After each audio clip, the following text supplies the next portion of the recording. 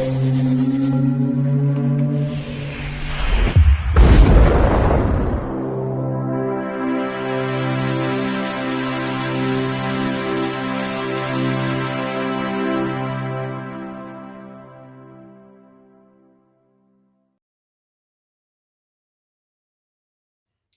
Bayek, it's me, Ian.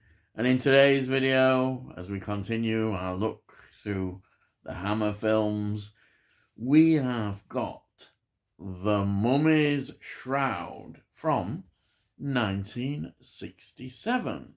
Now, this is the third of the Mummy films.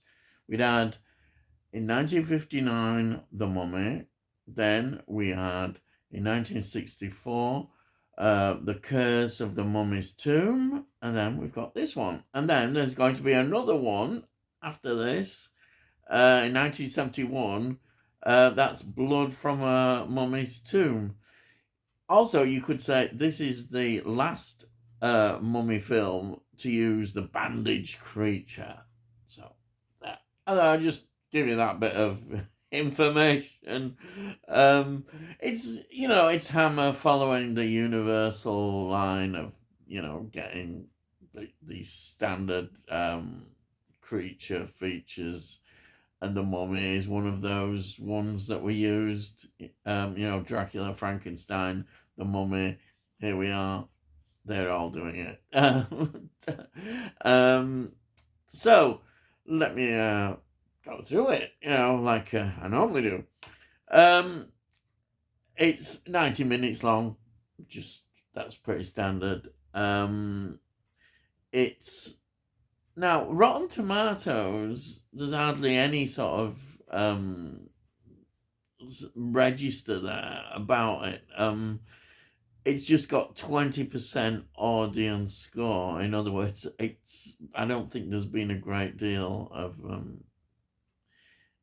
data from the audience put on there, and the critics, for some reason, at the time haven't used their sources, because I think the opinion that I seem to get from looking at some of the critics' view of this film was that it was okay. It wasn't totally trashed, but it wasn't really.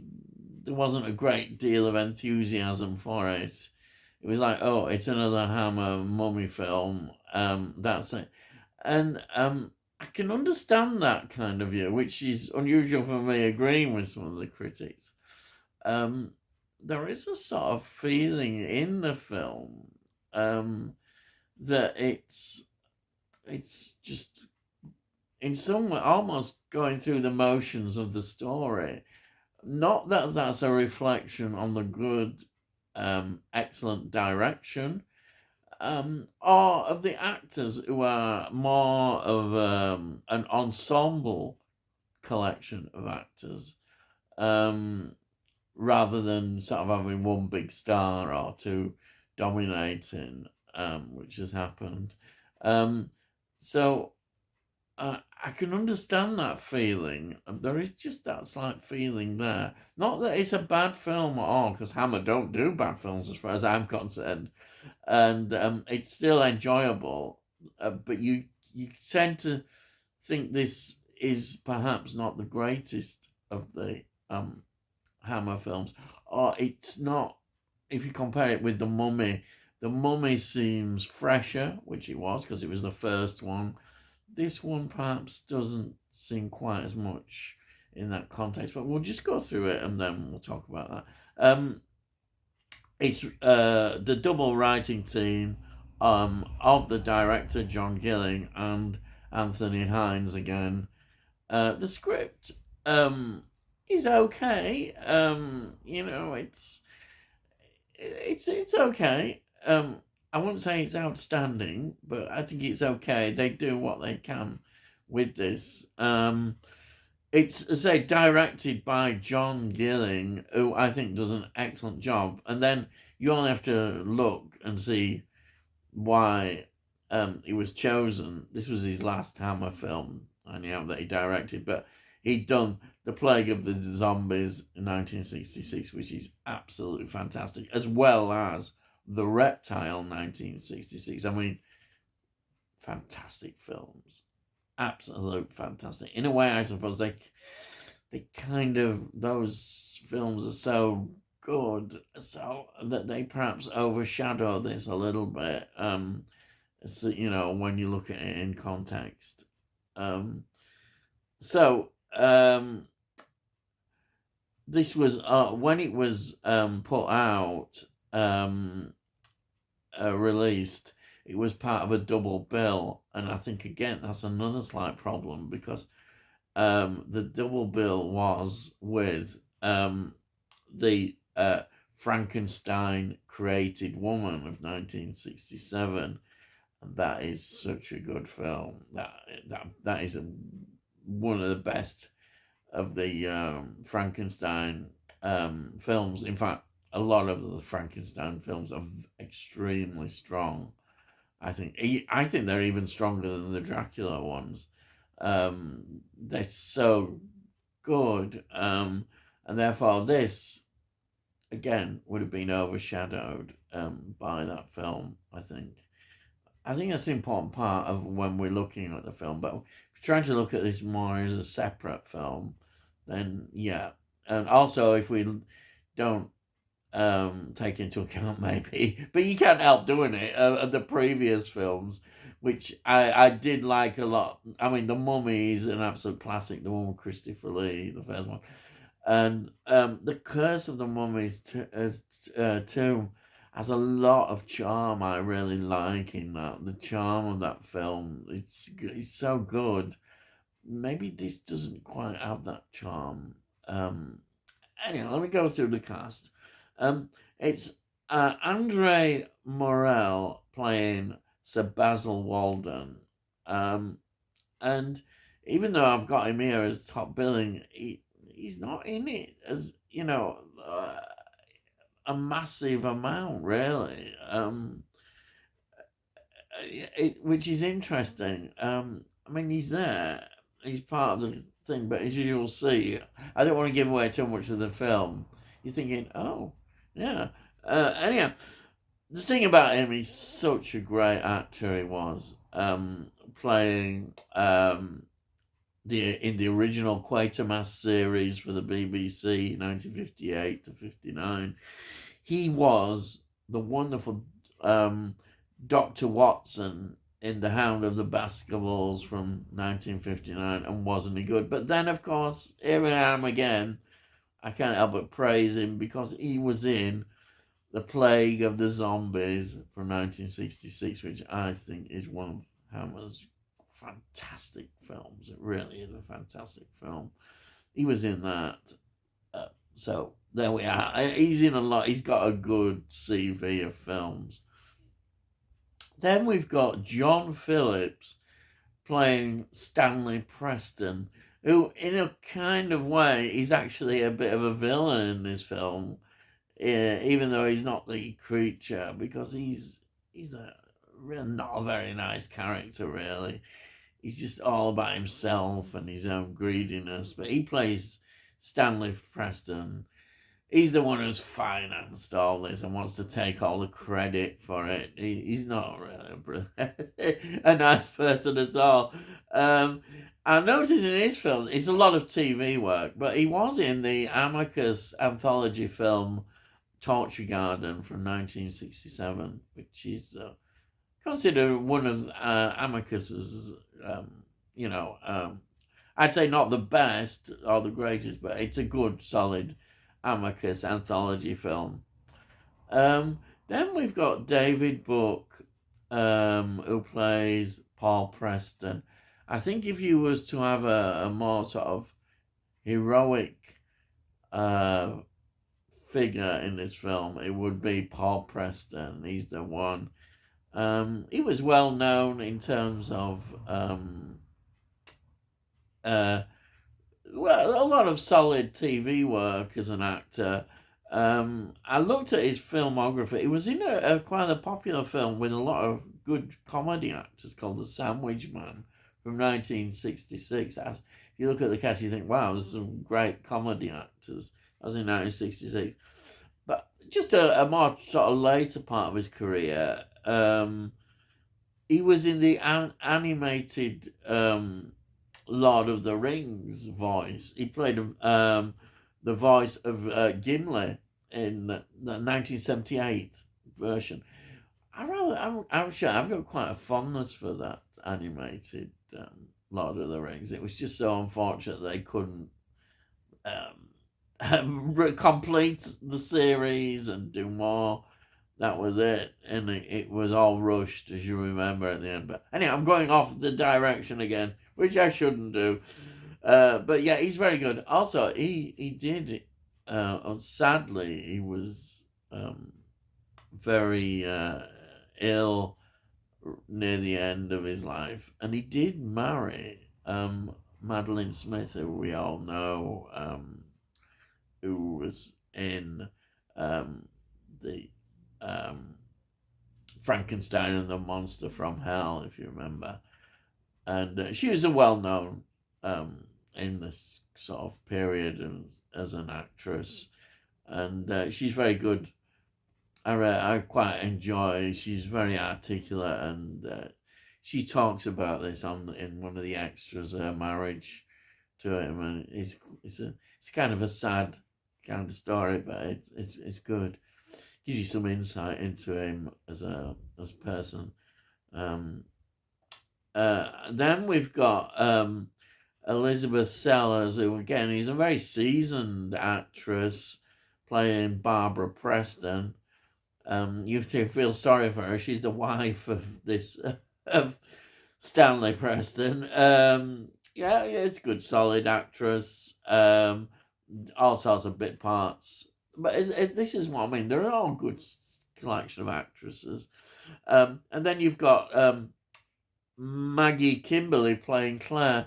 Claire, I suppose, is kind of the Hammer, typical Hammer heroine, but not really. It's funny, even though if you look on the poster, she's there, and you're thinking, oh yes, another Hammer heroine, showing a bust almost, but no, she's not like that. And she's actually a very key part in the film, and she has this all the way through. She has these psychic abilities.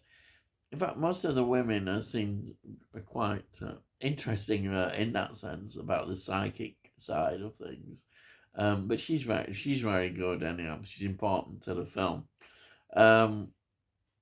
And then we've got another actress, Catherine Lacey, playing Haiti. She's not in it a great deal, but she's this sort of almost the toothless hag kind of character, looking in a crystal ball and laughing, but she's great. She's absolutely, you can't help but love her because she's so the villain again. Yes, yeah. Now I looked at her filmography, and again, she was a seasoned actress playing in all sorts of roles, but I was fascinated. She was in Michael Reeves' The Sorcerers from 1967. The wonderful Michael Reeves, as we know from The Witchfinders General, being his last film. The Sorcerers, he was the director of that, Michael Reeves, and she was in that. That, of course, had Boris Karloff and Ian Ogilvy in that film. Fantastic film, which I must get for my collection at some point, and I will. And then it's here. You haven't had it for a few weeks. It's the Michael Ripper moment. Well, actually, it's more than a moment. He's in it quite a bit in the early part of the film.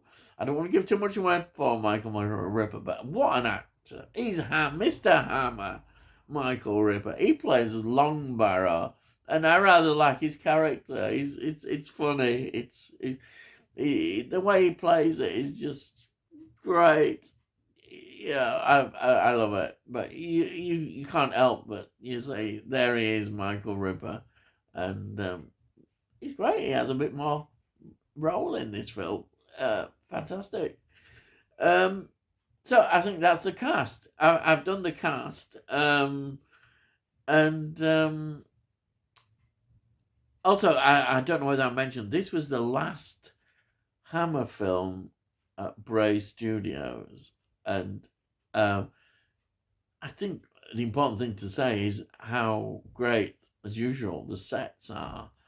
Um, they're really good, and they really add a lot to the film, because the location stuff is more sort of it's really the sets. It's all about the sets. I think because of the nature of the story, they can't wander off into the woods and what have you, like they have done before, the sort of local area. But yeah, this work. It's they they really create this sort of 1920s um, moment in time, if you could say it. But it's like a Hammer version of the 1920s, which is interesting. That's what they discuss in the documentary, and I kind of agree with them. But it's always good. So what is the premises of the story? It's supposedly set in 1920. This archaeological expedition are looking and discover the tomb of this Egyptian child prince, and we get at the start, as is happened before, and I think it's a good introduction. We get the story of what actually happened in ancient Egypt, and that's a nice introduction, and we find out all about what happened, and I like them doing that. I think that's a great idea, and as usual, they do it in a classy way. They just seem to get these things right. So we get that story. So basically, it's the usual thing about this kind of a curse, and you've got these shadowy figures who are not very pleased about what has happened with them, the desecration as they see it, and what have you. So one by one, basically, the explorers are getting bumped off, and that's it. That's the story, and we as it unravels, and we've got to find out, how they're going to stop this, and who we know who's behind it all, and it's great. And then, of course, being the creature feature kind of thing, we've got the bandaged mummy going around on the rampage, and that's it. I mean, that's the story. It's really quite a simple script story. It's not overcomplicated. Again, I think maybe that reflects why the film, you're not overwhelmed by the film in many ways. You enjoy it for what it is, and that's how we should look at it, I think. I think in comparison with let's say the first two movie films we've had, it just seems a bit more low key in its approach. But I say it looks beautiful. The sets, Hammer doing their wonderful job. I mean, they're so good at this, aren't they? They really are. And I've only got praise for them. And I think, it's a film that, if you're a Hammer film enthusiast, then you would just appreciate and love from what it is. That's what we've got to take it as. I think that's it, really. Actual talking about film. We'll just have a quick look at the Blu-ray disc. Here it is. There is the cover. I haven't got a slip cover on this time. You probably saw that when I unboxed it anyhow. And then we've got, the usual, the back, and then we've got about the extras. The extras are excellent. The documentary, it puts everything into perspective. You've got the two discs. You got DVD, and then you've got the Blu-ray there. I'd say that's the standard thing. This was issued by Studio Canal.